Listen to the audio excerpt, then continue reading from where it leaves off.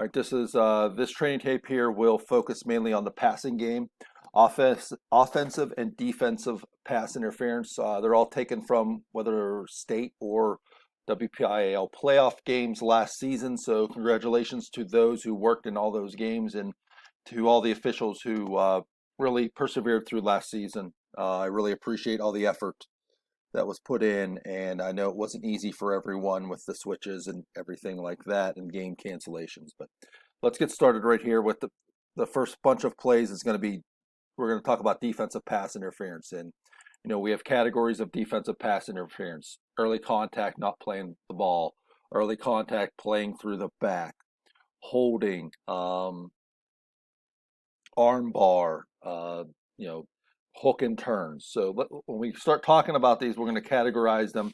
That just gets you into an area. Now you have to have the judgment. Doesn't meet the criteria of clear and obvious restriction for the pass. So we're going to look at this matchup right down in here. And my telestration is in preseason form, so hopefully I get a little bit better throughout these. But that matchup right there is the matchup should be keyed on by the field judge here.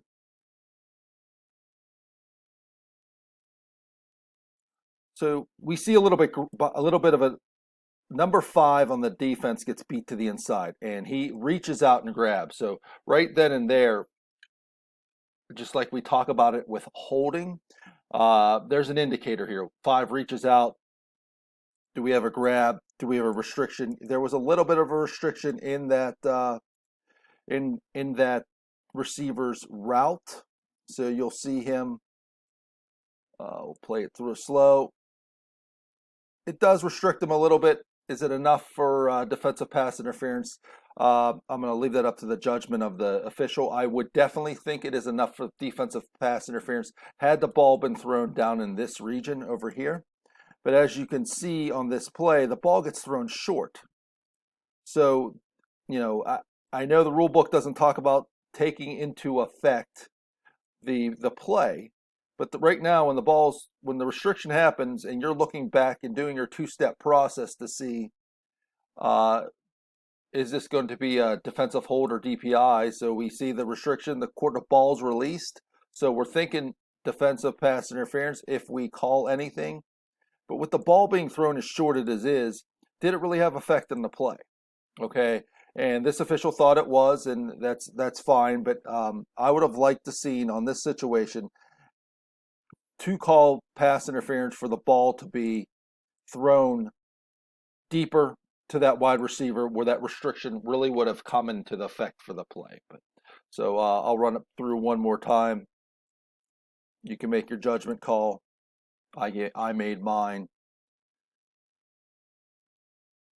But we ended up taking away a turnover on this play and a touchdown for this action.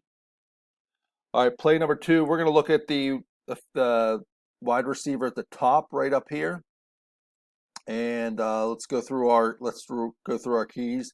This should be the side judge's key. The head linesman's working these two matchups right here, and if you're a smart referee and you notice that you have trips to your head linesman's side, you're going to know he's not going to be much of help to your tackle, so the referee's going to have that tackle right here. Line judge is going to recognize that he or she has to have this tackle right here and work the back. So that's just a little key recognition right there, and as always, field judge will have the widest person on the line judge's side.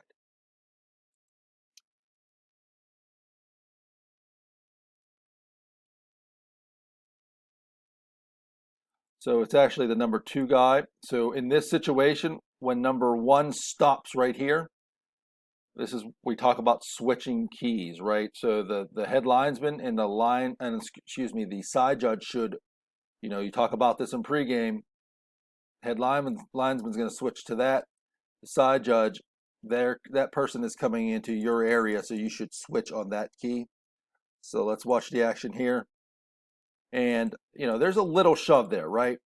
But think about the shove here in relation to what the receiver's doing. And this is why staying still, and you look at this side judge, and here she's in really good position, right out wide, deep, right on the goal line, just like we want them.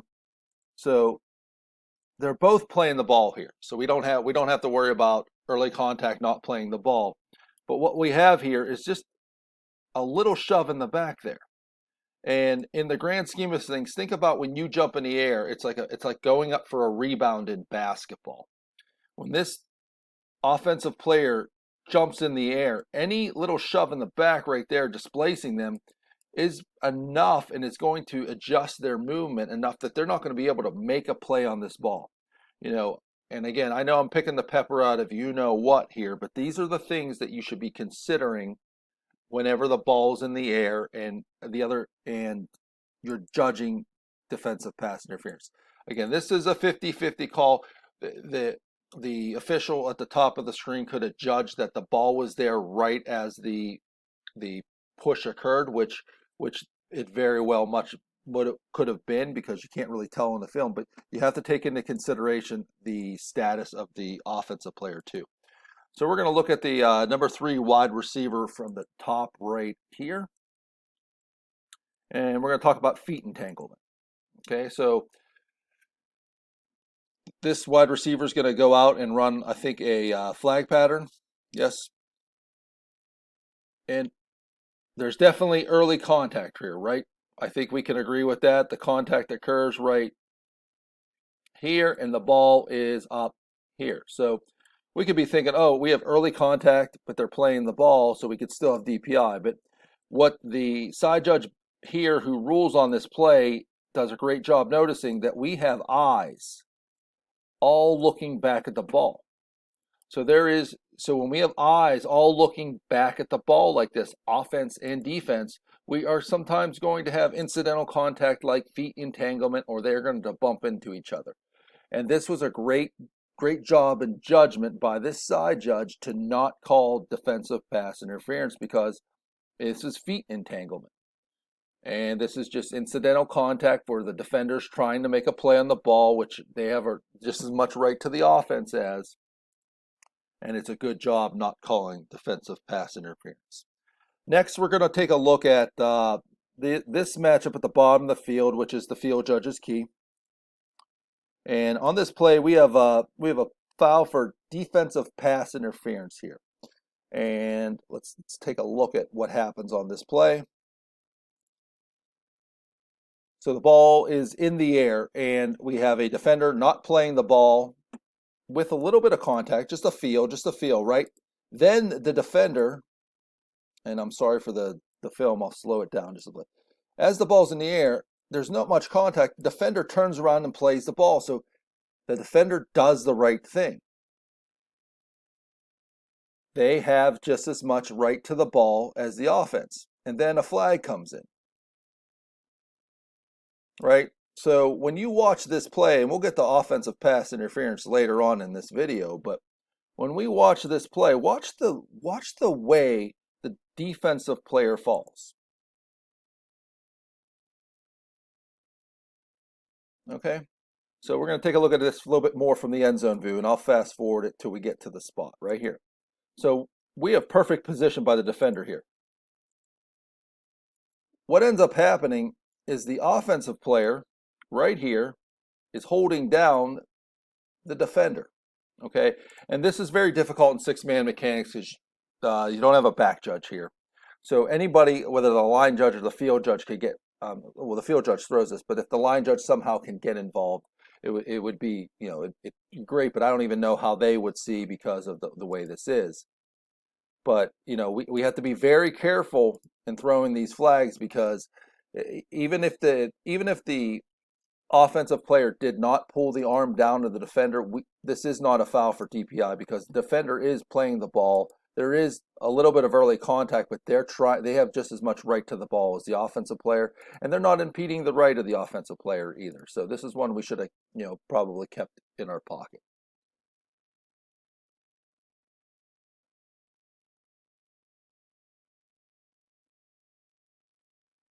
All right.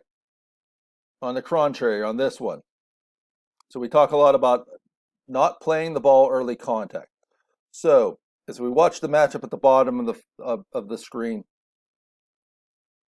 the ball's in the air. Now when you're a deep wing, and first and foremost, I'll say this field judge has superb position in this play with depth and width to see this happening.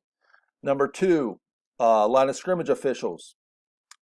Look at the bill of the head of the line judge, looking right at the players, not up at the ball. You know, if you're quick enough to start moving down the line, that's fine. If not, spin and look down the line because you also have to help on this play. So we have a defender not playing the ball. So we have 2 strikes against that defender. Any early contact by this defender, and this is much different than the play earlier, is a foul for defensive pass interference. So as you can see here, the defender is into the, let me slow it down, I'm sorry. Like I said, I'm in preseason form with telestration. We have early contact, displacing the defender, and the ball is up here. Okay, this is one that we should get 8 times, 9 times out of 10. Should be a layup for us. But like I said, look at the field judge. He's in awesome position for this. Line judge is doing what he or she should be doing, looking down the line. The only thing we needed to do is to finish this play and to throw the foul for DPI for early contact, not playing the ball. All right. I don't know if you get a good look here. So again, look at the field judge looking. I don't know if he's looking up at the ball or he should be looking down, but either way, his position is just outstanding. But as you can see, the defender gets in and he almost wants to reach but doesn't. All right, play 122. We're going to look at the matchup at the bottom of the screen. Again, a field judge's key.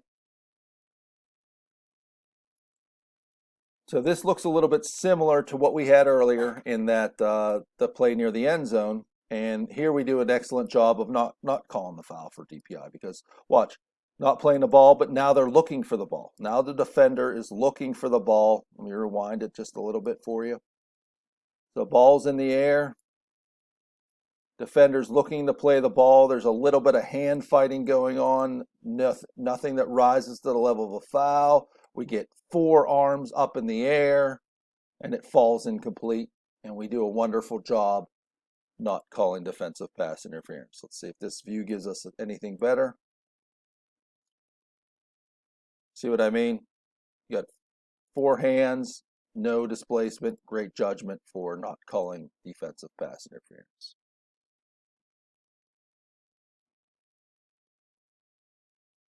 We're going to look at the matchup at the top of the screen, who is the side judge's key. And just because that's your initial key, that doesn't mean that your short wing cannot help you on this play. So this is difficult to see, but as you can see with the ball's in the air and it's here, okay? And you can see that the defender is playing right through the back of the offensive player who's coming back for the ball. Okay, the side judge here does an excellent job of throwing defensive pass interference here because it is early and it is playing through the back. So you know, these are difficult plays, especially these for a deep wing. When I say deep wing, I mean field judge, side judge, because of the straight-lined nature of how they are viewing this play. That's why it is so important for you deep wings to get your width and depth to be able to see this, because if you're on the front of the white here and you're, you know, even if you're 10 yards deeper, the angle of which to see that is going to be very difficult for you. Just by moving 3 or 4 yards into the white where the coaches should not be, you're going to get a different angle that's going to help you officiate this play. And you know, I will be one of the first to get on line of scrimmage officials for action like this, but head linesmen and line judges are going to be no help with this because of they're going to be spinning, turning, and catching the second half of this, so it's going to be very difficult for them to see. Okay, I'll show it again real quick.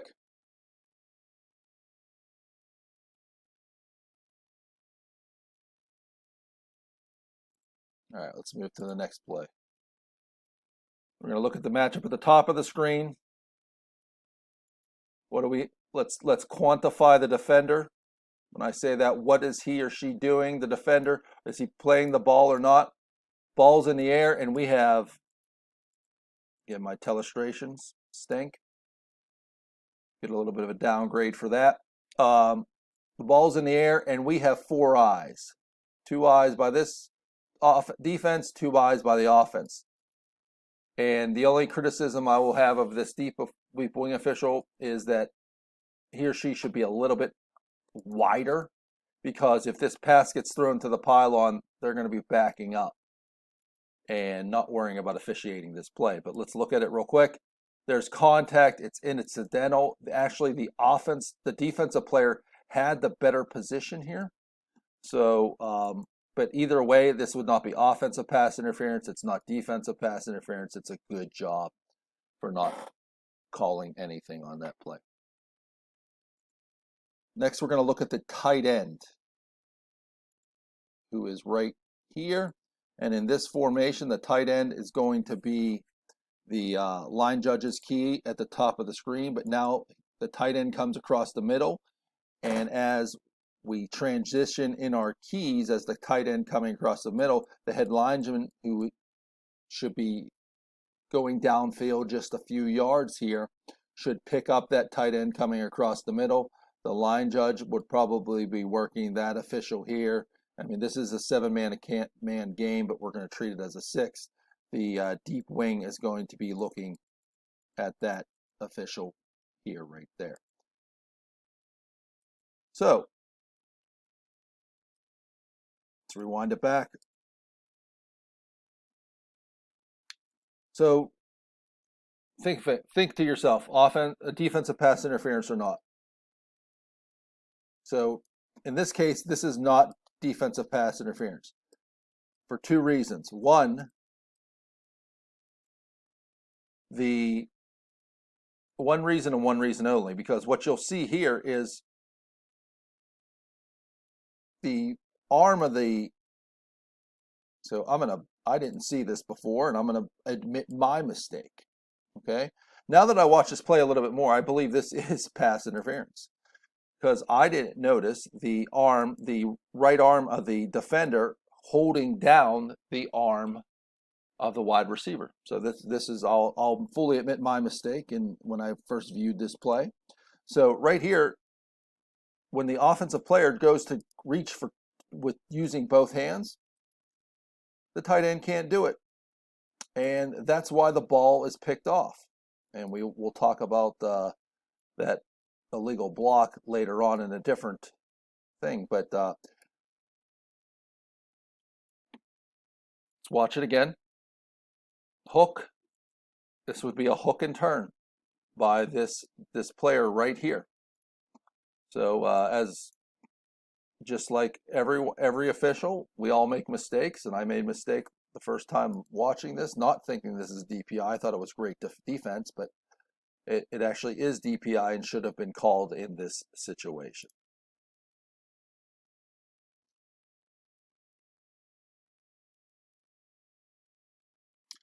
So we'll run over the whole gamut of the backwards pass and how our mechanics are in a different film. But if we look at this play, we have a backwards pass and then another pass downfield.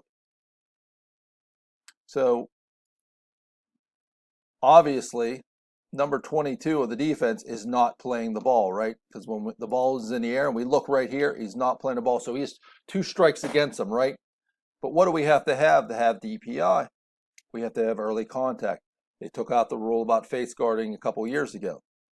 This defender does a superb job of timing the play. That's why we can't just always assume that when a defender is not playing the ball, there's going to be a foul for early contact. Because what happens?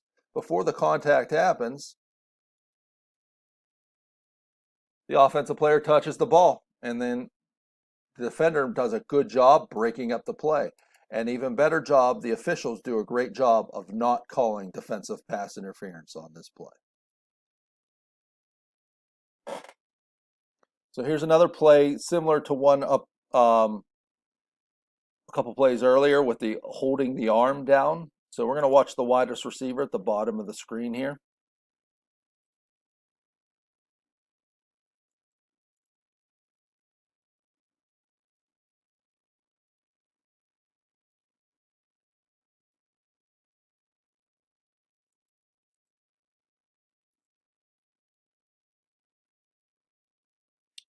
Okay, it's all ever so subtle, but this is where a line of scrimmage official can help. If you start hustling down, because the angle at which this, I think it's a field judge here, is not going to see the back arm hold that's happening by this defender here. So as you can see, the defender is beat, but he's playing the ball. But look at his arm here. He's holding down the arm of number 7 on the blue or purple team. And number 7 can only get one arm out to reach for the ball. And plus, that grab causes that offensive player to lose his balance and go to the ground here. So, we got to, we can't, when the ball's in the air as a sideline official or a head linesman, line judge, we can't just take the play off. I see the official just turning as the ball's in the air. If you don't feel you're quick enough to get into position, you should at least try to get a couple yards down the field or try to get yourself in a position where you can help your deep wing on this play. But this is a situation where a foul should have been called for defensive pass interference. And I'm not so sure you see it here. You don't.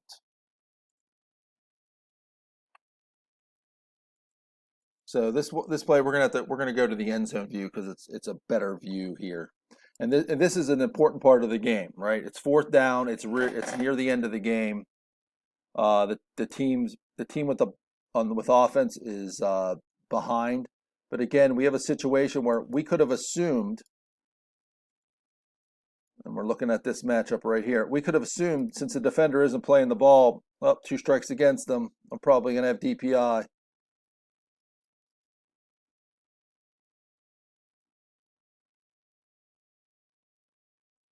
And we'll handle sideline management later, but this is a good job by this crew. Just, allow them to have some excitement in this part of the game. But let's watch. We can watch it more in the middle of the screen here.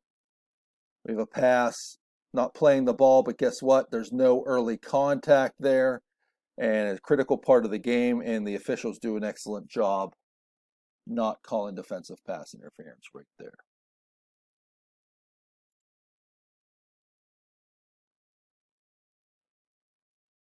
Next play, we're going to look at the matchup at the bottom of the screen with right here. It's a little bit tough to see. I think we may get an end zone look. But, this is similar to the play earlier where I made a mistake on. The ball's in the air. It appears that the defensive player does a good job of getting his arm up to block the ball without impeding the offensive player. But if this arm down here is hooking the arm of the offensive player, then we should have a foul for defensive pass interference. Now, what will help us is our positioning. Is our positioning wide enough? Or have we been stationary to be able to view this? So we'll watch this again real time, and then we'll take a look at the end zone view.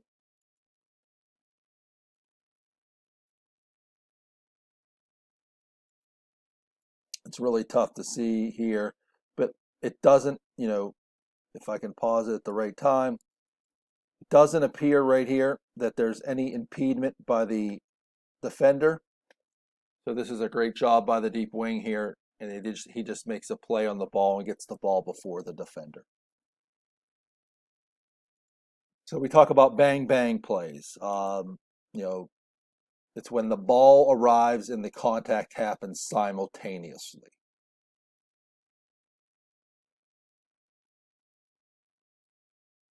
We have a situation here at the top of the screen. You saw where the pass was going. We're going to watch this player right there.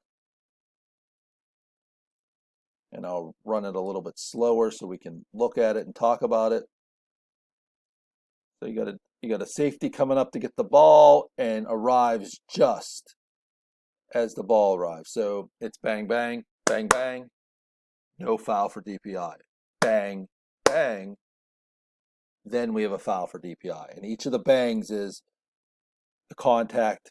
If the contact comes before the ball arriving, or if it comes simultaneous. And right here, it comes simultaneous with the ball arriving, and it's good judgment by the officials here for not calling defensive pass interference. All right, two more DPIs to look at. We're going to look at the matchup at the top of the screen. So right here, right off the bat, we have defender creating contact, okay? But we also have the offensive guy with his arms on the defensive player. So when a defender puts his hands on a offensive player, that offensive player has a right to try to shed the arms off the defender. So keep that in mind when we watch this play. He sheds the defender a little bit, and the defender comes up, I want to call for OPI. First off, then don't put your hands on the offensive player, because the offensive player has a right to shed you, but not when I say sheds, I mean get the arms off, not push and displace. Let me make that clear. So the ball's in the air, the defender's not playing the ball, doesn't make early contact. Nope. What happens to this deep official here is something that happens a lot. If you look at this official right here, you get caught watching your key and focusing so much on your key and don't realize how quick these kids get up on you. So your cushion starts off good at the snap, and I need to start. You should start when they start upfield, back up, back up, back up, back up. You're too late right now, okay? Because the call was correctly made because the pass was caught on the goal line, which is in the end zone. But you can make your life a whole lot easier, to get these people out of your way, because I'm sure that's probably part of the reason of because you were a little bit nervous about getting to your correct position, which is back here on the goal line.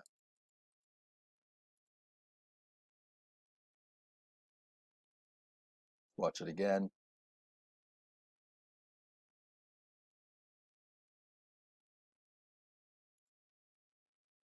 Okay, we're going to look at the trips formation at the top, and let's watch this play, what happens here.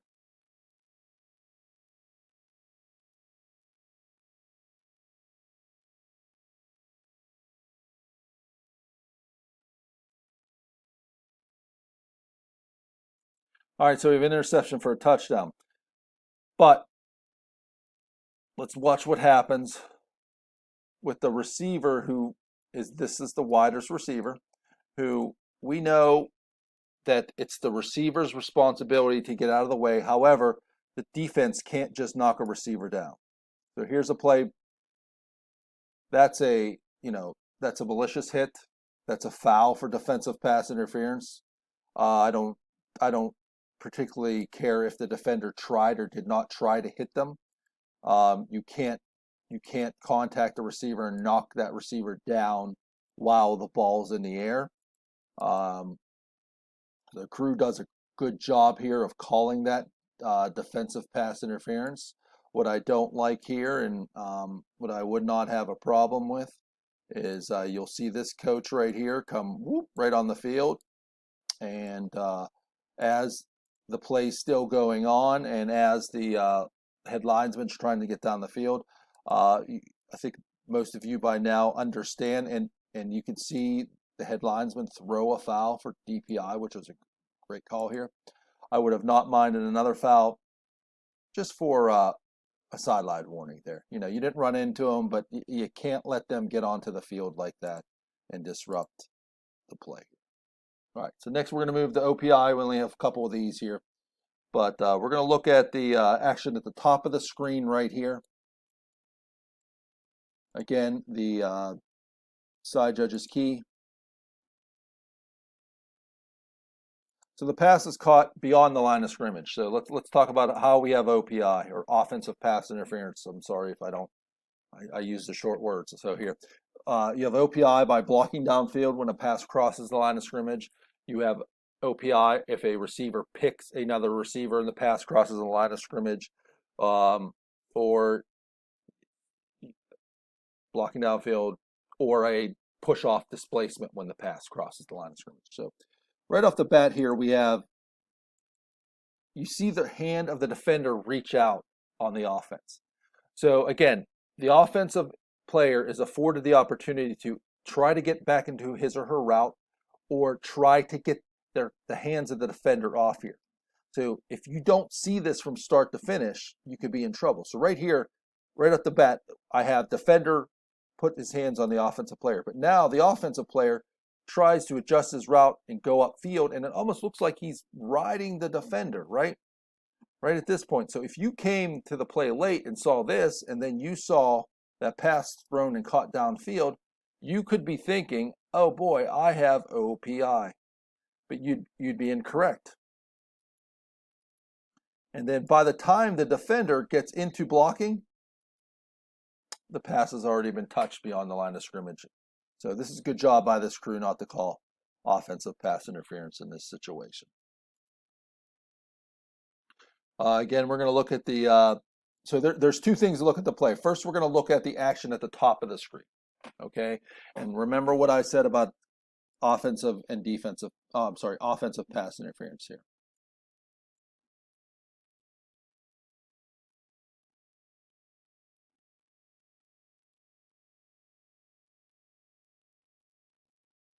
Okay, so we saw that play. Do we think that's enough for offensive pass interference?